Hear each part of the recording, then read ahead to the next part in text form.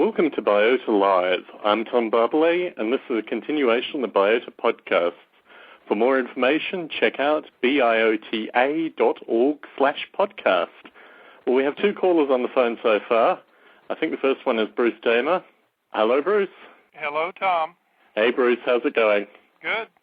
We have a second caller. Let me just bring them in. Hello, second caller. Hi, it's Scott Shaper. Good to talk with you, Scott. We've been in correspondence for a few months now, so it's nice to have you on the Biota podcast. Well, as you're both familiar with the format, we have a few bits of news and note. Well, let's start with Greater Silicon Valley. You guys had a meeting this week. Yes, indeed, and Scott was the star of the show. It was a very warm reception, and it was very fun for me meeting other members of the artificial life community. Hi, Bruce. Hey, hello, Scott. And you demoed your project at the Greater meeting, didn't you, Scott? I did. I actually demonstrated two projects. One which I consider more of a legacy version, sort of version 1.0, which is it's a very simple simulation of I call them critters, as apparently calls their artificial life critters, except for you, Tom. So I demonstrated that.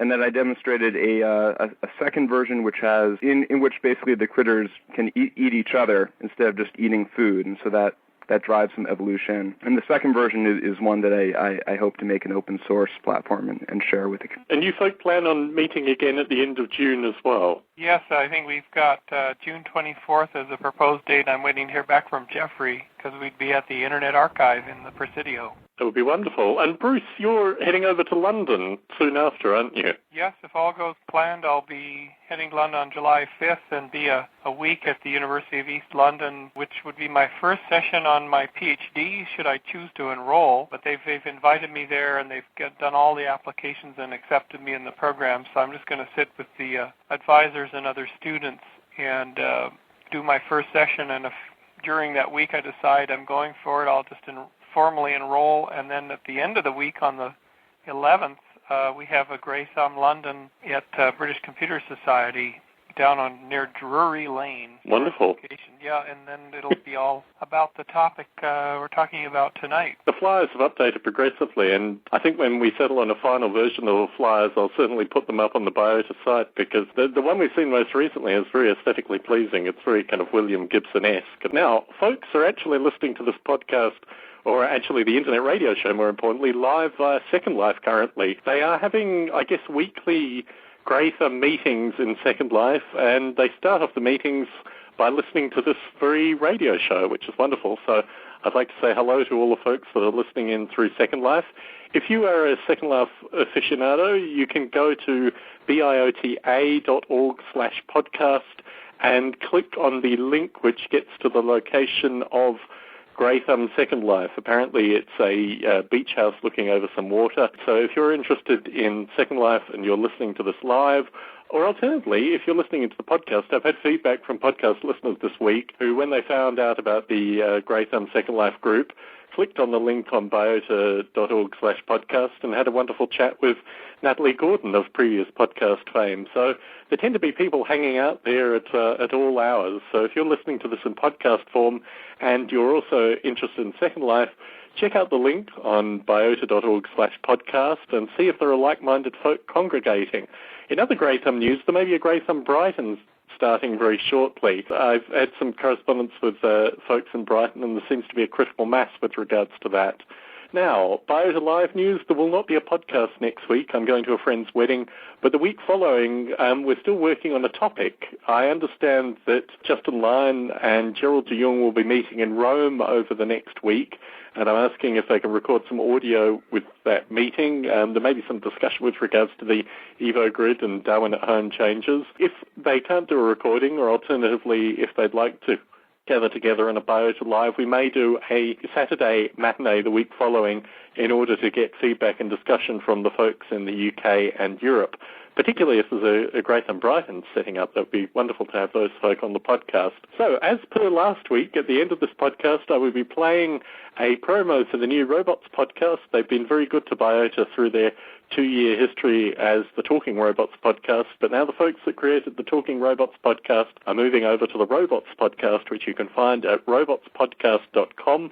All these links will be in the show notes. For folks listening in live, to Blog Talk Radio. The number to call is 646-200-0640, and there is an active chat room currently, so if you don't want to make a US call, you can get in the chat room and submit questions or discussion points with regards to this evening's topic. Bruce, since we last talked to you, what has been the development with regards to the EvoGrid? Well, for me personally, getting accepted into the PhD program, and Scott, just as an explanation for you, I actually started PhD work at the University of Southern California in 1985. This is sort of prehistory on artificial life. There was no field by that name at the time. Several A-Life people actually were in our department who became A-Life people, but I was in the computer architecture optical physics lab and decided at the time that it was just not viable to try to do such a project with the computing power we had and the networking we had, which was the early, internet, ARPANET, just become internet. And so an odyssey of 20 years ensued where I went into the field of avatars. I helped a little bit on this whole effort by starting Biota.org, which was a community-based organization. We had 4 conferences. The computing power kept growing, started working with NASA 10 years ago, and built all these open source 3D tools. And finally, when our large NASA contracts concluded in January, I decided to take this up again, and I was invited by this university in London to apply, and I thought to myself, okay, it's been 22 years. What is going on? Well, there's a lot of wonderful artificial life work going on, but what it really needs to do is get all connected together. And so I decided, well, my contribution in the 21st century to a 1980s idea was to serve as a kind of evangelist, visionary helper to help existing A-Life projects come up with a dialogue, a language to dialogue, and try to get them to talk and objects to move back and forth and a network effect to take hold. So I put that in the proposal. The university accepted it. There's going to be assigning the advisors. I'm going to be assembling an advisor team, including people like Richard Gordon, who has been on other podcasts here. And certainly I would count Tom as an advisor already on this thing. And so the EvoGrid name came up about 3 months ago when my name is standing for Evolution Grid. And the domain name was available, so EvoGrid.org became a kind of a moniker for it. And then started to talk about it to the extant community, from people from the Gray Thumb group back in March to, of course, Tom as the first person I talked to. And this group just in formation, and a lot of the old characters in the field, like Jeffrey Ventrella and, of course, Gerald de Jong, and seem to get an architectural okay, and especially from the Gray Thumb people and from Jeffrey, the idea that it really is worth pursuing. So my entire work in this area, and the research and the PhD, rests upon the interest, excitement, intellectual investment, and time of the community at large to make this thing real and to really come up with a good definition for it. And I think we're part way there. And that's a long-winded answer, Tom, to your short question, but that's the achievement, I think, is that the discussion's happening, the name is out there, and people are asking, how do we make a grid that expresses the evolution in distinct projects with distinct properties, but still as a grid? Yes, I got an email today from a long-time Noble Ape user who had stumbled across the XML phenotype, which is my kind of introductory interface into the EvoGrid. And he immediately saw it as being very useful for visualization technology to kind of pick up this, not necessarily explicitly rich, but certainly very descriptive method of talking about the simulated entities from the Noble Ape simulation. I made the point back to him that this was really, I think I said last week as well, the kind of sniffing and seeing aspect of what Noble Apes would look like to other simulators. So I think people are starting to get that this is not only a very powerful tool for getting simulators communicating, but also potentially a tool for getting renderers and existing graphics engines into the very rich ecosystems that are currently growing out of artificial life. From a purely applied end, as an artificial life simulator, potentially other artificial life simulators like Jeffrey or Gerald or John Klein or Dave Kerr or these kind of folks, where do you see them starting with the EvoGrid interaction? Do you see them as needing to create XML phenotypes or some higher-level dialogue, or, I mean, what's your vision with regards to the existing artificial life simulators? Well, one concept that came from both Brian and Adam and Gray Thumb Boston was the initial version of the EvoGrid to have the different ALI systems export XML to describe their environments and the objects in them, and then as almost a representation layer, and then there'd be a web portal almost that would say, here are the environments out there, and here's what's going on in them. And I think that's really a tremendous idea, because then you could say, well, it's easy to sign up and to expose what's going on in your environment, because all you have to do is generate these XML nuggets, and then we can report statistics, the number of entities, and the current state, etc. My excitement, I think we can probably do that pretty easily. My excitement is when there's transfer, when there's, as I think Brian or Adam described it as migration, when one system, a noble ape, suddenly decides to export itself to Darwin's Park, or Gene Pool accepts an immigrant or dispatches one of its creatures to another environment. And of course, immediately the creature being wrappered in XML, and I came up with a term for this that just sort of came to me in a dream, as many things do, which is I call it the capsule. So the XML that describes the creature and its needs and the APIs that it has, the affordances and APIs, is in this XML capsule, and it's unwound in the target environment, and then it tries to have some kind of existence. And that would be a more advanced phase, I think. And you'd probably try that between two environments as a test, kind of like Alexander Graham Bell and Mr. Watson making the first phone call. That would be a kind of two-phase approach. Certainly that was Brian's feedback as well, that this thing really starts lazing when there's more than just one simulator, when there are 2 or 3 or 4 that are all in some regard collaborating. Scott, what do you see as being necessary initially to integrate your artificial life development into something like the EvoGrid? Yeah, that's a very good question. I'm not sure I know enough to really answer that right now about the EvoGrid. In terms of simulators who have additional questions, you originally were developing a wiki with regards to this. I know there are PowerPoints online and there's plenty of audio from the related podcasts. If people wanted to distill Bruce Damer's current thinking with regards to the EvoGrid, how would the fastest way to establish that be? Probably email me directly to force me to create a better definition and to update the wiki. And I invite any and all comers, because it will be a huge motivator, to email me at bruce@damer.com. It's probably the easiest thing to remember. So they should contact you directly, and you'll email them back your current thinking. But I think the important thing with the Biota wiki as well, to also let the community know, is that whilst you need a login and a password, anyone in the existing artificial life community, and even you folk coming to the EvoGrid and the artificial life community, are more than welcome to get usernames and passwords. So I think what will be interesting with the wiki in particular, and certainly after I get off this call, I'm going to dutifully paste in stuff on the noble ape phenotype with regards to the potential inclusion and early discussion of the EvoGrid to take some of that workload off you, Bruce.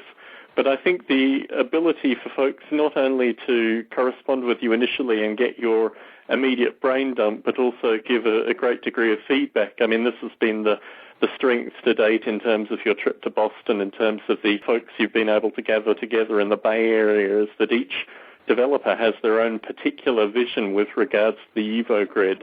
I know I asked you something like this in April, but how do you think this will all be collated in some regard? I think I think we actually do need a sort of librarian collator function, and I started that. And we had a lot of great dialogue on the mailing list, but either myself, yourself, or a combination of anybody out there, perhaps I should really be deeply involved in this because it's concept development time and community leadership time, so I should really be doing that. And perhaps, Tom, if you're bugging me, I will get it done. In fact, I have to get it done before leaving for London.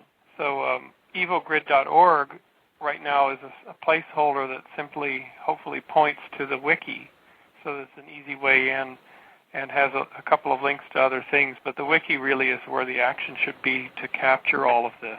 Let me just say, so I find the EvoGrid just seems like just a fascinating idea and just very worthwhile on many different levels. But I just have some concern that the projects that I want to work on wouldn't necessarily fit well into the EvoGrid.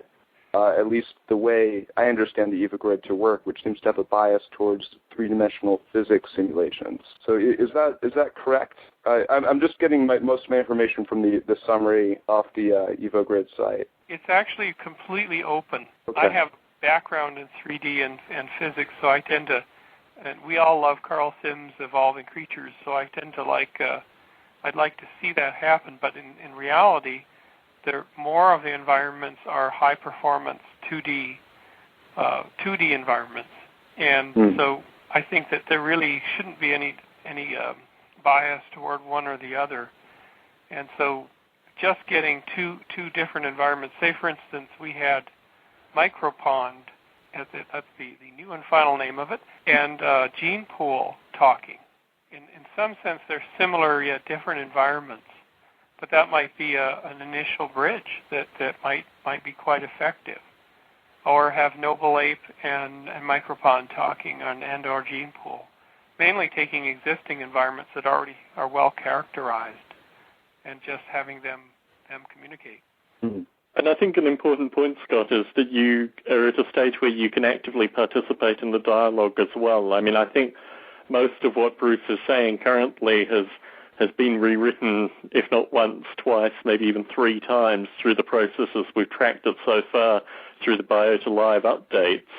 So my feeling is that the way to interact currently is to, invest probably only took me about 6 hours to write the XML phenotype and get feedback for Noble Ape, but just invest a little time, write what you think would be an XML-style phenotype to describe your existing simulation, and then start jamming with that. I mean, it isn't something that is currently set in stone. What I'm looking forward to with regards to the EvoGrid is taking the aspects of three-dimensional visualization that a number of users have been demanding for a number of years and saying to the community, well, there are a number of existing quite attractive three-dimensional visualization engines, Bruce's Digital Space being, pretty well the primary one of those. And I'm providing a visualization method to take what is fundamentally two-dimensional in Noble Ape, although there are planar functions, but that it just move effectively in 2 dimensions, and put it into a rich graphical environment like Digital Space or Breve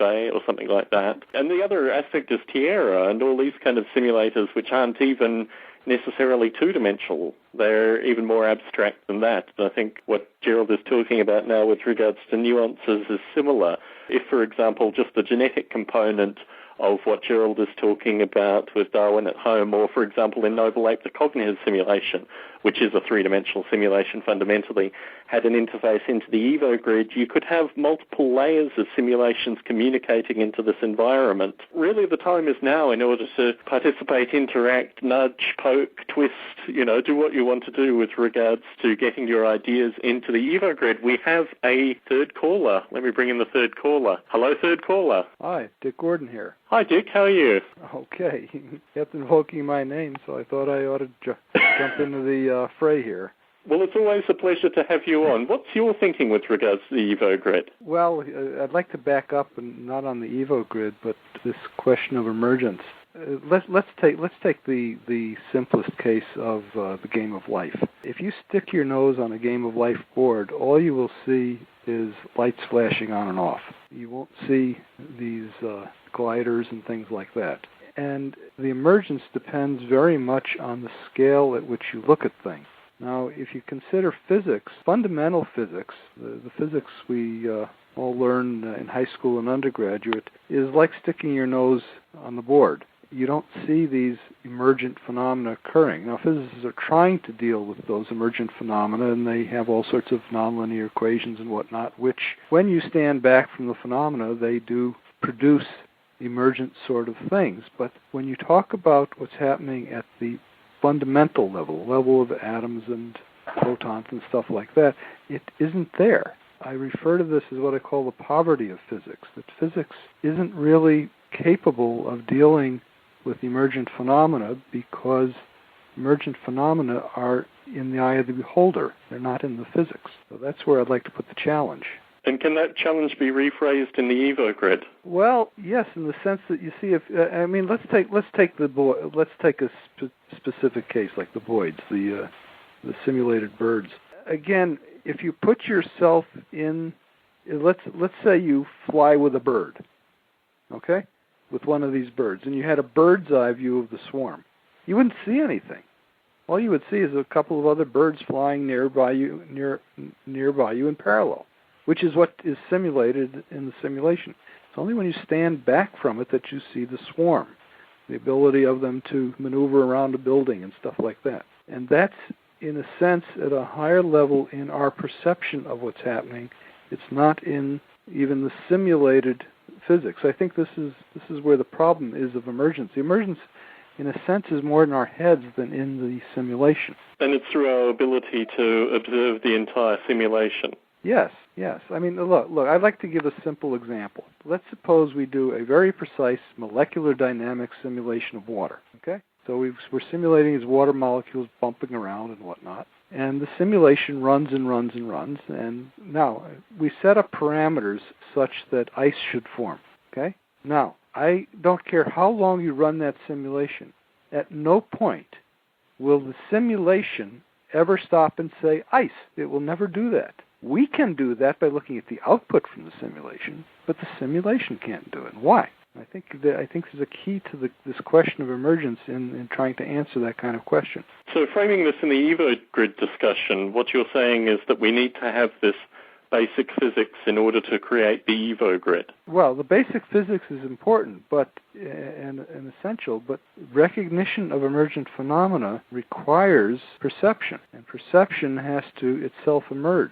And that's why I wrote a paper on what I call the emergence of emergence, that emergence itself is a higher order phenomenon that comes along with perception. It is not inherent in the systems that we simulate. So, Bruce, in terms of Dick's challenge, how do you see it interfacing with the existing EvoGrid discussion? I think this is an extremely good point because it begs the question of how do we determine when the EvoGrid is actually generating something that's of interest, that's sort of biologically, it's life-like, if we believe that life is all about emergence.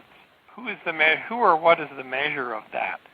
And I think that if you look at Carl Sims' blocky evolving creatures, it also, even though the physics is very bulk, it's just basically rigid body physics. It is noise unless you see the progression of the gorilla walker from its simple form. But if you put your nose against the screen and you see things moving around, you again are the observer determining that there's an advanced form of walking has come in. And so I completely hear you, Dick, on this problem and challenge. So what advice would you give as far as the perception part of things? Would the perception have to be an emergent phenomenon, an emergent emergence? My approach to it would be to try to create an artificial life simulation where what comes out of the simulation is a perceiving system. Okay? Now I can give a concrete example of that. If you take bacterial chemotaxis, where bacteria swim towards or away from chemicals that may be a source of food or a source of danger, you can get bacteria which will do that, and you'll have related bacteria that don't swim at all, or may lack components of the chemotaxis system. Now, if we could figure out how you evolve from a bacterium that does not have chemotaxis to one that does have chemotaxis, then I'd say we'd have an example of evolution of perception. And if we can simulate that emergence of perception, then I think we'll have a step towards answering these questions. Does this go to one of our hosts, actually, at SRI, is an SRI scientist, and he's interested in the influence of social dynamics of simulated organism to simulated organism interaction and how that whole overall affects the adaptation. Well, again, you could do that with bacteria because many bacteria exhibit what's called quorum sensing, where their behavior, they have a means, usually a chemical means, of measuring the local density of other bacteria, and they behave differently in response to detecting a quorum, and so they have a social behavior. I read an article, I think about a year and a half ago, about this. It was fascinating, showing augurs with different food, nutrient densities, and how the quorum sensing caused really distinct patterns to emerge in the bacterial colonies based on the richness or paucity of the food. Yeah, the bacteria will slow down or speed. Those would be swimming bacteria, and they can slow up or speed down depending on the local concentration, which will then lead to patterns. You can set up equations for the pattern formation and show that you can solve these equations. That usually happens in very thin layers of bacteria. I have a question for you both, Bruce and Dick. Scott here. It sounds like both of you are talking about artificial life as a tool towards understanding biological evolution. I'm wondering if that is what you see the ultimate goal of artificial life, if that is sort of an implicit goal of the EvoGrid. Well, it's certainly one goal. I mean, we have some fundamental problems. I put out my challenge, a week or so ago on origin of artificial life, paralleling origin of life. I think indeed that artificial life is a great tool to try to solve some of these fundamental problems of real life. But it's also fun in itself, so I wouldn't constrain it to that.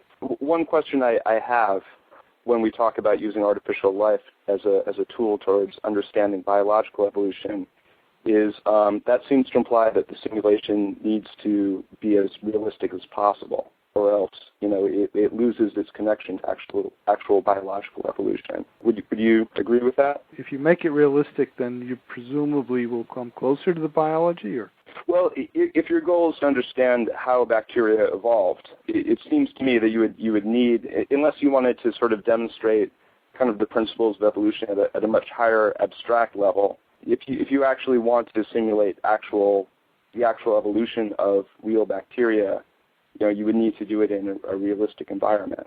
Well, yeah, I suppose, but we've been talking about the possibility of simplifying physics because on the one hand, it's the more physics you put into the environment, the more complex your simulation gets, and the more computing time you're going to chew just simulating the environment. On the other hand, It's clear that certain aspects of physics are probably irrelevant to real life, at least in a direct sense. I mean, we talked about neutrinos, for example. We have only recently learned how to perceive neutrinos, and we have to do it with these enormous caves of scintillating liquids. It's not something that we do as organisms, and therefore, even though we're bathed in neutrinos, I think the concentration where we are is about 300 per cubic centimeter. You wouldn't bother putting them into a simulation of the environment for artificial life. I agree with this analysis in that if you, for instance, wanted to simulate all scales, so from bulk macrobiology to fluid-based or soil-based microorganisms, microbiology, you would soon outpace the computing power of any large supercomputing grid or array. And so it might be wise to choose a scale and do something within the same scale. And it might be wise maybe to choose life in solution where there's a physics, there's a cost and energy to move through the solution, but you don't have to worry about rigid body dynamics. Okay, I'm going to disagree with you on that. I just got invited to conference, which I unfortunately won't be able to attend, but it's called Processes and Forces for Creation of Designer Materials with Multi-Scale Structures. And it's part of a set of international forums on multi-scale structures and dynamics of complex systems. Now, it's kind of funny in a way because this is sponsored by Unilever Research. One of the lead-off papers is on the structure of ice cream. I suspect people are starting. If you look at the literature, people are indeed starting to handle what are called multi-scale structures. We've talked about multi-scale physics, multi-scale organisms. Simulate an organism both at the molecular, cellular, tissue, organism, and social level. That's a multi-scale system. But it's starting to be tackled in computing in many different fields. I think, though I haven't seen it in artificial life. So maybe we're just being a little too shy about it. But here's another interesting part of the process. If you look at things like computational fluid dynamics, and I remember talking with Bruce in particular about his Mars and Martian simulations with regards to dust clouds and things like that.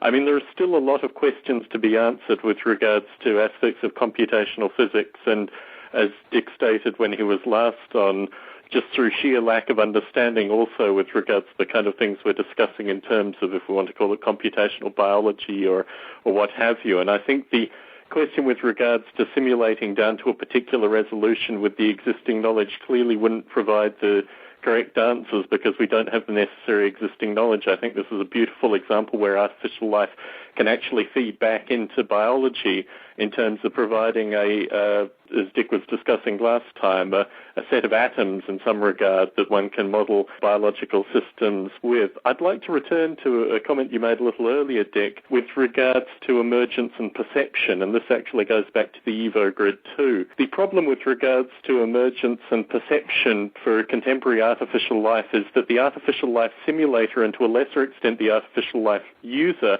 are actually part of the simulation. They either provide... We have to simulate ourselves ultimately. Well, yes. So, I mean, the interaction means that it's very difficult for simulators to take a step back, and it's very difficult for our users to take a step back because we are actually interacting with the simulation. And this is ultimately a question back to Bruce. Do you see the EvoGrid as being something which is set up by simulators and run indefinitely and then tinkered with occasionally, or is this a rich environment that, analogous to existing artificial life users, can interact with, participate, and become part of the selection pressure as well? It really depends the goals for the EvoGrid. Say, for instance, say, Dick, and this is maybe a challenge more for the biology side. If our goal for the EvoGrid was that in sometime in the future, biologists like yourself looking into the environments would say, I see patterns here as an observer that lead me to suggest that this would be interesting to study as though it were a living system.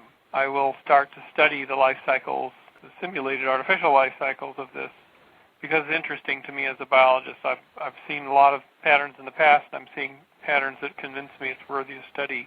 Is that an good objective for getting somewhere with this? I don't think it's adequate. I mean, look, I don't have a solid conception of EvoGrid, but it seems to me that if EvoGrid is a simulation of an ecology, then you could ask questions like, can one of the simulated organisms come to perceive one of the other simulated organisms as the source of food that it didn't do so before? Okay? So in this regard, the organisms are doing the perceiving as opposed to the simulators, observers, and users. Exactly. And if you could get the emergence of a predator-prey relationship that didn't exist previously, and predator-prey relationships are perceptual acts. I perceive you're edible. Okay? I perceive you're a danger. I act accordingly because if I don't act accordingly, then I go extinct. Part of this problem that if you have a large-scale simulation, that predator, particularly because of the intimacy of the predator-prey relationship, obviously the prey isn't going to be giving an affidavit after the fact. So there is a problem with regards to vast simulation environments that this initial predator-prey relationship can actually be masked by people not observing it or it being unknown in some regard. We could report that back by reporting back to the people who wrote the organism and say, well, yours went extinct in EvoGrid because they all got eaten, okay? And they did not evolve sufficient defenses to avoid this situation. So you could report it back to the programmer that way. In other words, do you conceive of EvoGrid as a zoo or as an ecology? If it's a zoo, then you've got cages around everything and everybody's protected from everyone and you're just feeding them.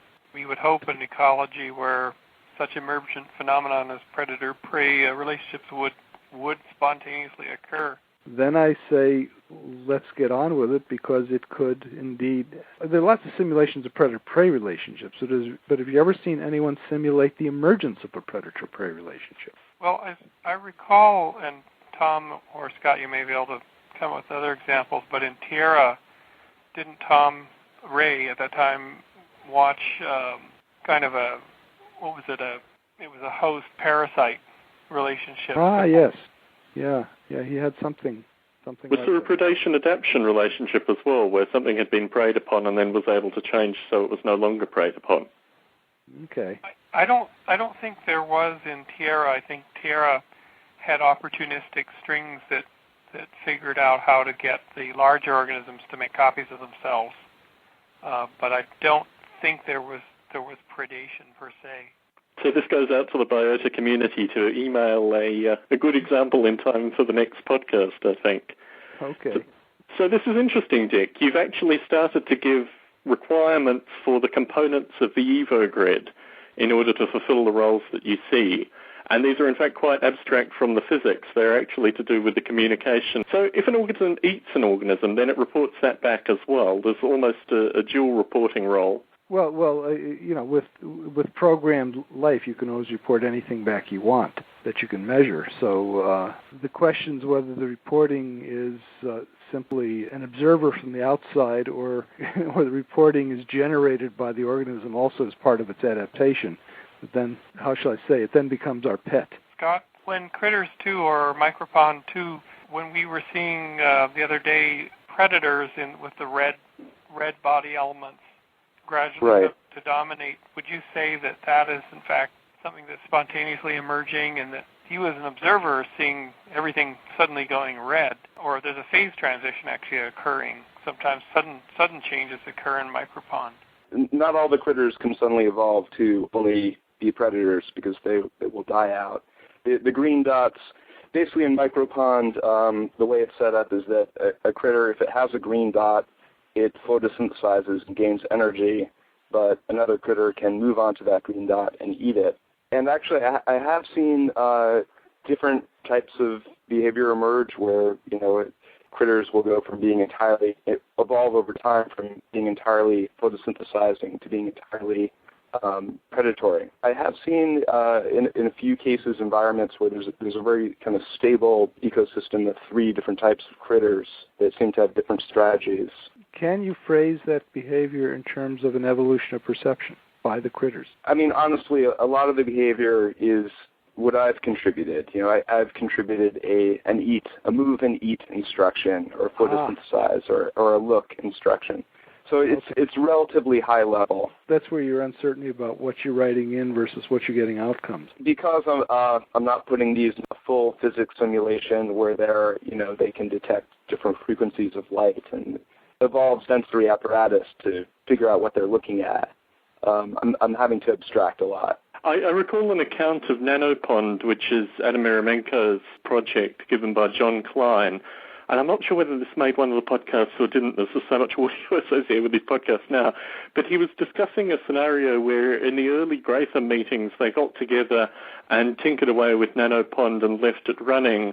And there was some code that emerged. And my understanding of Nanopond is it's post-Tierra, perhaps more like Core War, or I think this is what became AutoCore in Adam's own development. And they ended up with some code that they had to debug at the end in order to understand why this particular piece of code had emerged and dominated the ecosystem that they had created.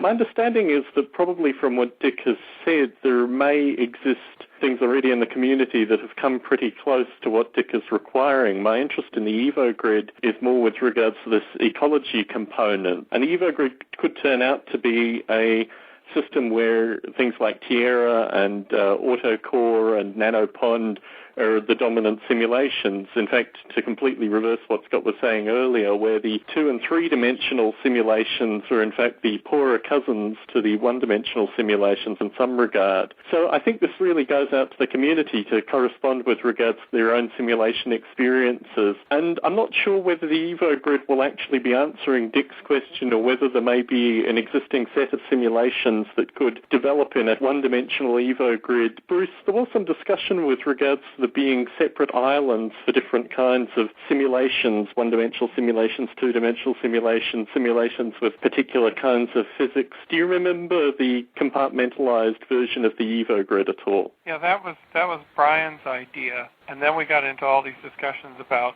how things would migrate between these environments. Would they have any relevance? It would be like Abbott's Flatland, if you remember that book.